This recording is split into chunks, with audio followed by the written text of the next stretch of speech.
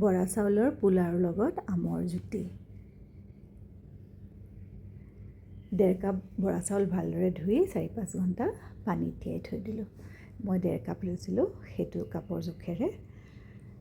ভালকৈ চাউলখিনি ফুলি উঠাত এখন চেকনিৰ সহায়ত পানীখিনি নিগৰাই ল'লোঁ। নিজৰ পচন্দ অনুসৰি কেইবিধমান ড্ৰাই ফ্ৰুটছ কাটি ল'লোঁ সৰু সৰুকৈ।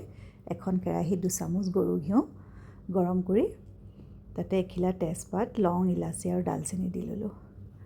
আধা মিনিট সময় অকণমান খৰং মৰং কৰি ল'লোঁ গোন্ধটো ওলোৱালৈকে। এতিয়া ড্ৰাই ফ্ৰুটছখিনি দি আকৌ কম জুইত 2 মিনিটমান সময় গোন্ধ ওলোৱালৈকে ভাজি থাকিলোঁ। এতিয়া চাউলখিনি তাতে দি দিলোঁ, পানী নিগৰাই থোৱা, আৰু কম জুইত 3-4 মিনিট সময় ভাজিলোঁ।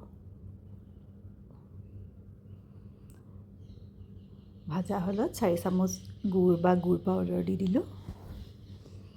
গুড়খিনি দিও সকলোখিনি একেলগ হৈ যোৱালৈকে ভাজি থাকিলোঁ। কম জুইত 2 মিনিটমান সময় আকৌ ভাজি থাকিলোঁ।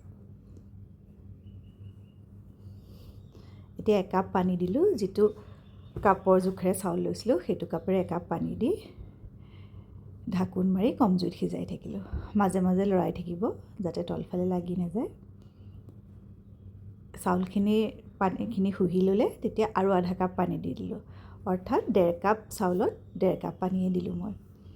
এনেদৰে ঢাকোন মাৰি সিজাই থাকিলোঁ আৰু মাজে মাজে লৰাই থাকিলোঁ। এয়া চাওক, চাউলখিনি সিজি আহিলে বৰা চাউলৰ পোলাও ৰেডি হৈ গ'ল।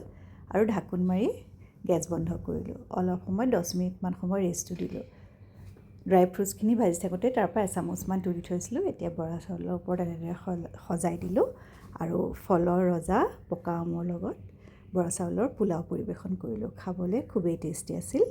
ভিডিঅ'টো চোৱাৰ বাবে সকলোকে ধন্যবাদ। আজিলৈ আহিলোঁ, বাই বাই।